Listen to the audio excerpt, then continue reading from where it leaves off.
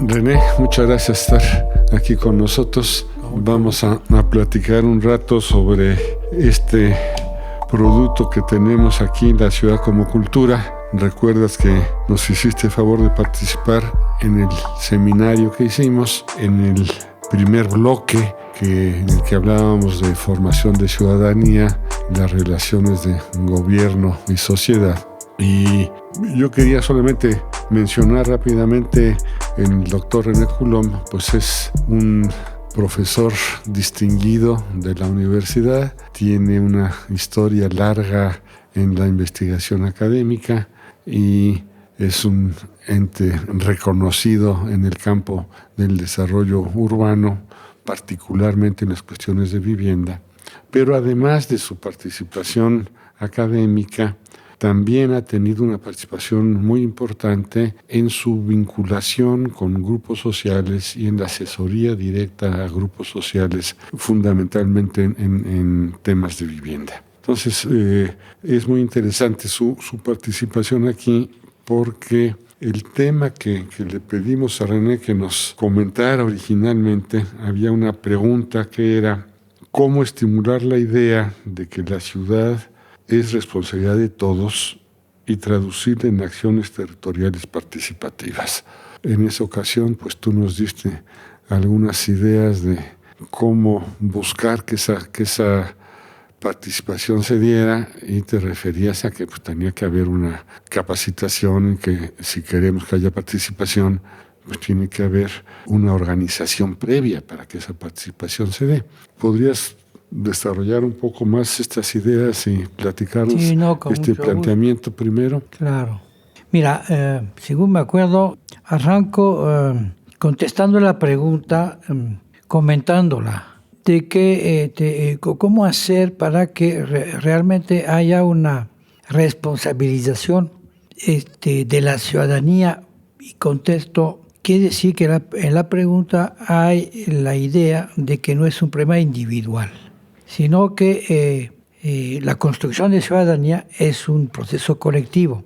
No es banal decir esto, ¿por qué razón? Porque por lo general, frente a distintas manifestaciones, se recurre a la educación. Sí, bueno, ya claro, pues en las escuelas pues ya abandonaron el curso de civismo, etcétera, ¿no? Entonces vamos a endoctrinar, digamos, a los individuos para que, bueno, pues se sientan perteneciendo a una comunidad nacional, etcétera.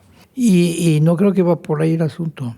Sin negar de que efectivamente en las escuelas se pueda aprender. Parte del trabajo está ahí. Pero siento que muy poco del trabajo. Porque lo que estamos viendo hoy en día es que puede ser que en la niñez esto tenga sentido, pero ya en la adolescencia, etcétera, en este proceso de construcción de uno mismo, ya este sentido de pertenencia ya son de otro tipo. Y por ahí un poco iría mi primera reflexión, digamos. Viendo justamente esta evolución de la personalidad del humano, digamos, como ser sociable. Es que hay que construir espacios de sociabilidad, pues. La primera respuesta a cómo hacerlo apunta a, digamos, pienso yo, que hay que desmontar un sistema que es un sistema de clientelas, que es, para la gran mayoría de la población, el espacio clientelar de pues la relación del individuo con el gobierno, pero también con sus semejantes, pues.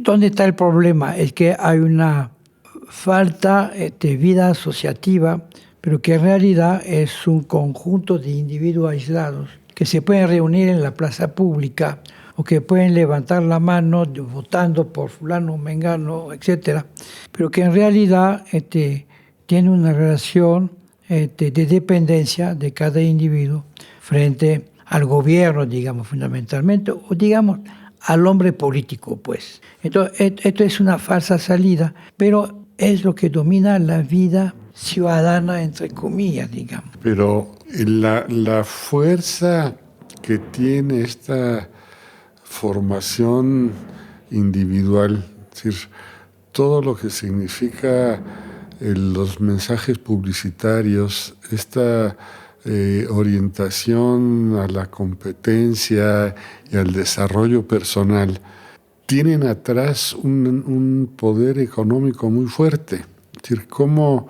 contrarrestar eso, cómo cambiar esos valores que se han ido imponiendo para sustituirlos por esta visión comunitaria, por esta visión de responsabilidad social. No, esto es terrible, pero por eso me refiero al clientelismo. O sea, tenemos que desmontar el clientelismo. Del lado de un aparato, digamos, económico de poderes muy fuertes que nos hacen consumidores, digamos, o sea, como casi como nuestra personalidad, quién eres, pero lo que consumes, ¿no? De hecho, Néstor García Canclini siempre ha hecho una reflexión sobre esto, sobre la cultura, ¿no? ¿Qué es la cultura? Pues hoy en día gran parte de lo que consumimos, ¿no? Pero dejando este campo y centrándonos en el campo, digamos, de lo político, la pregunta es, ¿cómo podemos hacer de que un individuo se interese a lo que en latín se llama la res publica, o sea, la república, el asunto de la colectividad, no solamente el mío? El problema del clientelismo es que relaciona el individuo con el aparato político de gobierno. Es un intercambio económico. Te doy arroz, te doy un título de propiedad, y tú a cambio me apoyas. Es un deal, un intercambio, digamos, de cara a cara, digamos, aunque sea multitudinario, en realidad termina siendo esto. Es complicado después analizar el sistema para ver cómo se desmonta y cómo lo hemos logrado en algunos casos. Pero hay una pieza central en todo esto que se llama el líder, el que hace de bisagra entre el gobierno, digamos, papá gobierno, el de las dádivas, ¿no? El que tiene tarjetas que regalar, cosas que regalar, y las necesidades de la población. Una pieza central para desmontar el sistema clientelar y entonces acceder a la construcción de un espacio de sociabilidad donde se discute el asunto público, la res pública, el bien común, digamos. Hay que desmontar este elemento de líder. La experiencia que hemos tenido en los 70s con el movimiento urbano popular, desgraciadamente, ahora habrá que ver por qué, en fin, se fue por unos caminos ahí, también clientelares, digamos, ¿no? Pero en los 70s, lo que era claro, me acuerdo muy bien las frases de gente de varios movimientos urbanos, que era, aquí no hay líder. ¿Y por qué se sustituía el líder, ¿cierto?, por un espacio, que era la asamblea, en donde se discutía, digamos, los asuntos de la organización, etcétera? Y por otra parte, las comisiones. O sea, ahorita se habla mucho del sismo, por ejemplo. Es muy interesante ver cómo funcionaron los damnificados con esta cultura democrática, digamos, del asambleísmo y de la comisión como un espacio de formación, de capacitación para entrarle a la discusión no solamente de mi vivienda, sino de que tenemos una necesidad común de vivienda, pues. Digamos que tal vez es una forma distinta de liderazgo, ¿no? Así, en donde no hay un líder personal, individual, que no admite discusión ni toma decisiones arbitrarias, independientes, sino que es una forma de liderazgo en donde es un grupo el que toma decisiones y el que participa, pero hay cabezas que dirigen estos movimientos, y en el propio movimiento urbano popular hay cabezas y son conocidas las cabezas. Hay carisma. No vamos a hablar aquí demasiado de Max Weber, pero digamos, hay una autoridad carismática. Bueno, son los verdaderos líderes, los que surgen de la propia comunidad, ¿sí? Sí. Pero su legitimidad es que después van a perder a veces muy, muy rápidamente, que justamente se vuelven caciques. O sea, se vuelven lideriles, digamos, ¿no? Porque tienen un poder muy importante, que es justamente ser bisagra entre el poder político y las necesidades de la población. yo me acuerdo muy bien, por ejemplo, claro, hay una experiencia que me llama la atención, incluso yo acabo de estar en Europa hace poco, que es el resurgimiento del cooperativismo, como una forma interesante, digamos, justamente de acceder a esta corresponsabilidad frente al asunto público, digamos. Y la capacitación, la formación, los círculos de estudio, etc., son muy importantes. Yo creo que aborda esta cuestión un poco en lo que escribí en este libro. La capacitación es muy importante. Es un tema fundamental. Y eso es lo que en buena medida puede contrarrestar este peso exagerado que adquieren los líderes basado en la ignorancia del resto de los miembros de la comunidad, ¿no? Correcto. Y entonces, la palabra ignorancia refiere a muchas cosas. Pero lo que vamos a ver es que creo, esto si no lo trato, creo, en lo que escribí aquí, es la información. O sea, el líder, porque pienso a algunos en particular que conozco bien, que son amigos míos, ¿no?, que tienen la carpeta con todos los expedientes, ¿no? Pero no lo sueltan. Pero no lo sueltan, ¿no? La idea del movimiento urbano, no de todas las organizaciones, muy surgidas del cooperativismo, era que las comisiones se cambiaban cada semana. O sea, la comisión como un espacio de capacitación, pero no que mañana sea la comisión, que es la que siempre te tiene mucho... ¿Dónde está el poder? En la famosa comisión técnica. Y entonces, si esto no se cambia, no hay recambio frecuentemente, pues ya se está creando la casa de los que sí saben, claro, los que tienen los contactos con el gobierno, etcétera. Sí, se están separando del resto y están generando un poder. Lo que vamos a ver es que, incluso, por supuesto, escribí esto antes de los sismos de aquí del 18 de septiembre, pero yo creo que para analizar lo que sucedió, yo creo que hay que poner en el centro del análisis de cómo se administró o no la información. Hoy en día yo creo que además por las nuevas tecnologías que tenemos, es por ahí que hay que buscar en parte la estrategia para realmente democratizar la gestión, digamos. Y el gobierno sabe muy bien esto, tú estuviste en el gobierno, o sea, de un escritor a otro no circula la información es poder. Así es, pero en muchos casos, y bueno, en casos como el que hemos tenido hace pocos días, lo que pasa es que no hay información, o la información hay demasiado. Es muy escasa o está desorganizada, no está vinculada.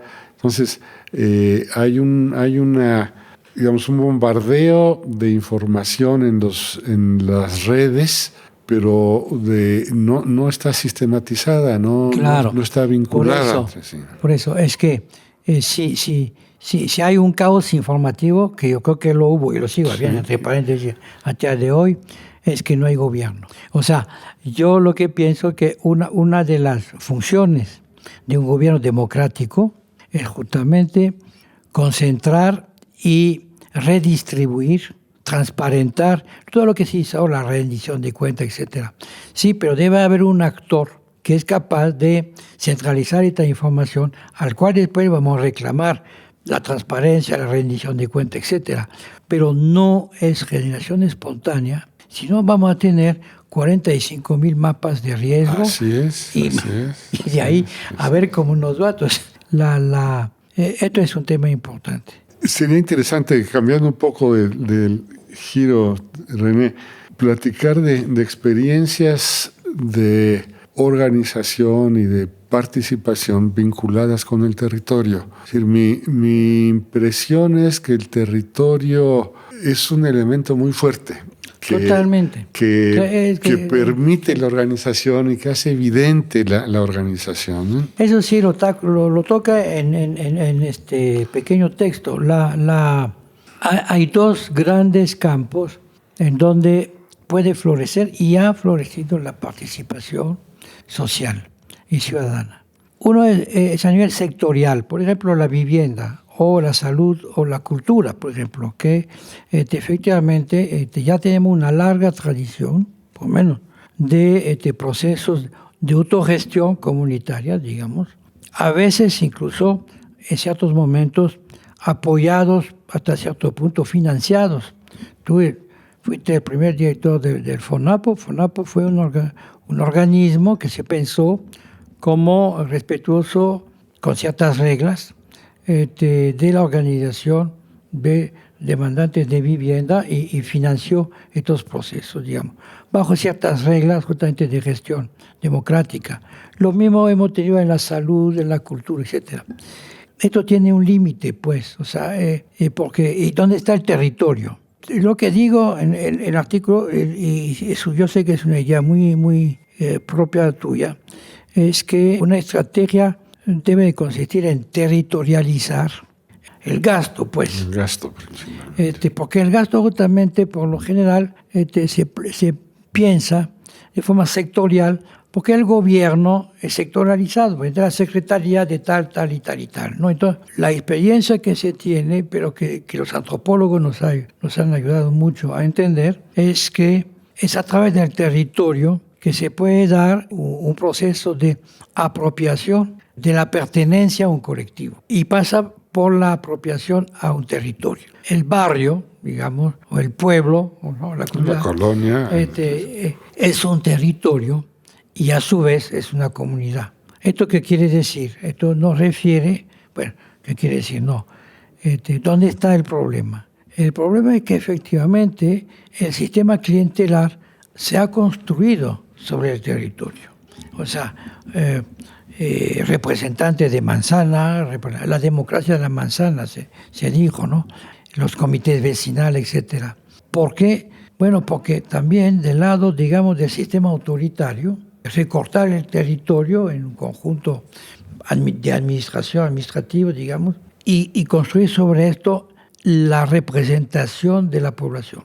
Esto se remonta a mi general Lázaro Cárdenas, que en un momento dado, bueno, a ver, hay 15 señoras que me entregan un sobre pidiéndome, no, a ver, esto no puede ser. A ver, vamos a ver quién representa cada colonia en la ciudad. Entonces, a partir de este momento, tú estás creando un corporativismo territorial que ya no es el sistema clientelar sectorial, digamos, ya es corporativo, pero tú tienes que pasar forzosamente por el representante del territorio, ¿no? Digamos. Ahora, yo entiendo la deformación que esto ha generado, cómo se han dado las cosas, pero la pregunta sería, ¿cómo lograr una representación territorial democrática, verdadera, claro, que no sea manipulada y que no sea cooptada? Bueno, por eso. Yo lo que pienso, ahí sí estoy clarísimo en el texto y puede ser que no esté compartido, pero bueno, por lo menos lo tenemos que discutir. Y yo pienso que es un error. O sea, tenemos que, en todo caso, lo que planteo al final del texto es que debería ser objeto ya de una discusión fuerte entre gobierno, partidos políticos y universidades y ONGs, etc. Hay una gran confusión, siento yo, entre la democracia representativa, sus funciones, para qué cosa, y la democracia participativa. Y yo creo que a nivel del territorio de los vecinos es un error querer meter un cuarto o un quinto nivel, no sé cuánto, de representación, cuando ya estamos desde el presidente de la República y después los senadores, los diputados locales, etcétera, los delegados. No tiene sentido, porque esto nos está complicando muchísimo, siento yo, el problema de la participación en las decisiones. ¿Tú dices que con eso la representación territorial ya está resuelta? No, es que lo que pasa es que, ¿cuál es la propuesta concreta? Es que ya hay que eliminar estas elecciones territoriales vecinales. A nivel de diputados ya queda la representación ya territorial. O sea, exacto. Ya no hace falta bajar a otra escala. Claro que no. Lo que hay que darle un espacio, que ahorita, mira, a ver, tenemos elecciones vecinales con menos del 10% de participación de la población. Esto ya nos dice bastante es muy baja de que ya no es un espacio real de democracia representativa. O sea, la gente, es lógico, se cansó, ¿no? Ya voto para un montón de representantes, ahora uno más. Entonces, Más bien lo que hay que hacer... Sin embargo, siempre hablamos de que la mayor cohesión de la comunidad está en el barrio. Por eso. Y es en el barrio donde se da la relación, el conocimiento y la apropiación sí, del... Pero entonces dejemos que florezca la organización. Es la democracia participativa. Entonces, pues si no, ¿qué está sucediendo? Yo lo conozco, lo veo muy bien en colonias de clase media, digamos, pero también podríamos analizar las comunidades periféricas, digamos, de los pueblos, etcétera. Tienen su propia forma organizativa. Incluso hay varios lugares, Xochimilco, etcétera, nunca ha pegado este asunto de los comités vecinales. Ahí está la mayordomía de la parroquia, y esto sí va en serio, ¿no? Pero, no sé, la Colonia Condesa, por ejemplo, hoy en día debe tener 15, por lo menos, asociaciones de defensa del parque, de esto, del otro, ahí está, en contra de los parquímetros, está. ¿A qué viene este asunto de los comités vecinales? Yo lo estoy viendo. De pronto es un mecanismo de control de la delegación sobre el territorio, es una cosa bastante nefasta, digamos. La propuesta es, al contrario, que el gobierno se abra a todas las formas organizativas de la comunidad. Pues, además, el territorio nunca va a ser homogéneo, es múltiple. Hay que reconocer que sí, efectivamente, hay una organización sectorial, que están las mujeres, que están los jóvenes, que están los scouts, que están los medioambientalistas. Bueno, muy bien. Eso nos gusta. Es que estamos frente a gobiernos muy autoritarios, que están buscando siempre el control de la población. ¿Y cómo das entrada a estos diferentes grupos y formas de representación cuando quieres tomarlos en cuenta en instancias de discusión, de toma de decisiones? Es el problema de la representación. ¿Cómo les das representación? ¿A quién le das voz y a quién no? Pues, a todos. O sea, yo lo que digo es que ¿quién tiene derecho a participar? El que quiere participar. O sea, es la acción de participar que te da derecho a ser escuchado y no una estructura burocrática que te metieron encima. Pero con la misma fuerza. Ahora no, bueno. El que tiene una organización de 10,000 participantes que el que tiene 2 amigos que piensan como él. Ahí repito, tenemos que discutir esto.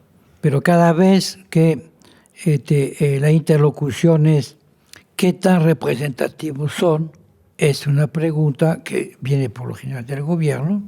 ¿A quiénes representan ustedes? Que confunde la democracia representativa y la democracia participativa. Esto es lo que creo que tenemos que clarificar. Ahora, ¿cómo clarificarlo? Creo que si a un momento dado planteo esto, es que tenemos que escalar la cosa. O sea, tenemos que empezar a entender de que ir a preguntar ¿qué opina usted del futuro del aeropuerto actual? Cuestionar la pertinencia de este tipo de encuesta aparentemente muy democrática, digamos, decir qué opina la población de cuál debe ser el destino futuro del aeropuerto actual, si es que se cierra el aeropuerto actual.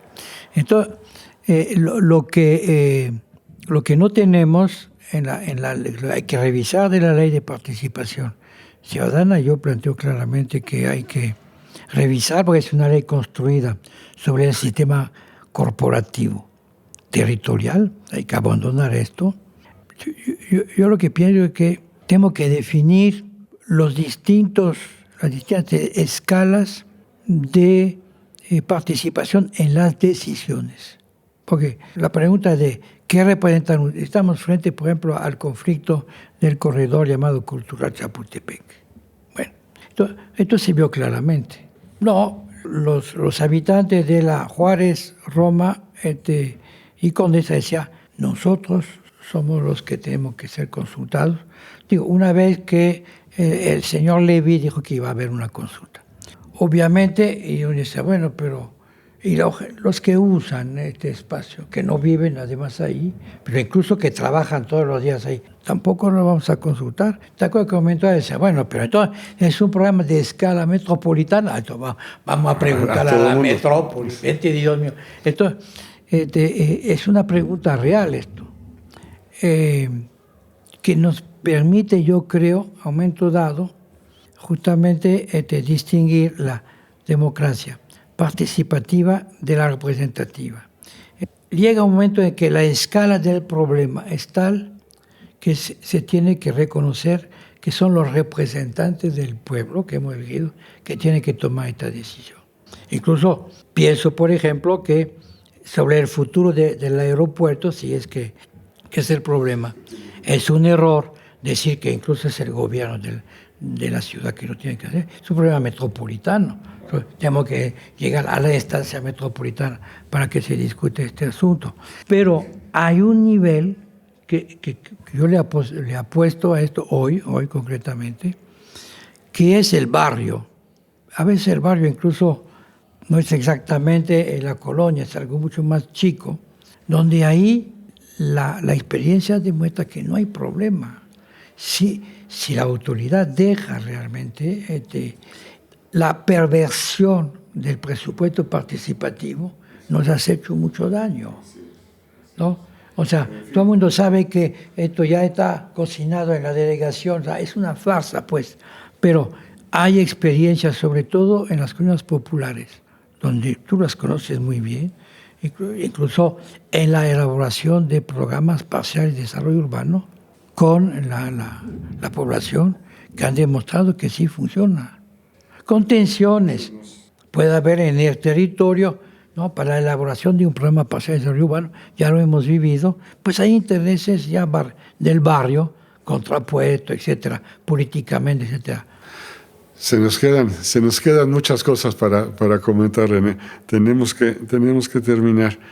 Yo creo que lo que está claro es que no podemos operar sin la participación de la sociedad, que la sociedad tiene que estar mejor preparada para participar más responsablemente y que forzosamente tenemos que buscar alguna forma de vinculación entre gobierno y sociedad si queremos que las cosas caminen, ¿no? Tenemos que capacitar a ambos actores. También al gobierno hay que capacitarlo. Desde luego. ¿No? En eso, ¿no? Y tal vez más al gobierno que a la sociedad, ¿no? Pero ambos, por supuesto que sí. Te agradezco mucho, René. Tendremos oportunidad de seguir platicando. Ándale, pues, gracias. Gracias. Soy Roberto Ibenschutz del programa de investigación Estudios Metropolitanos de la UAM. Estamos conversando en torno al programa de la ciudad como cultura. Nos veremos próximamente. Reflexiones por la Ciudad es una producción del Programa de Estudios Metropolitanos de la Universidad Autónoma Metropolitana y la Secretaría de Cultura de la Ciudad de México.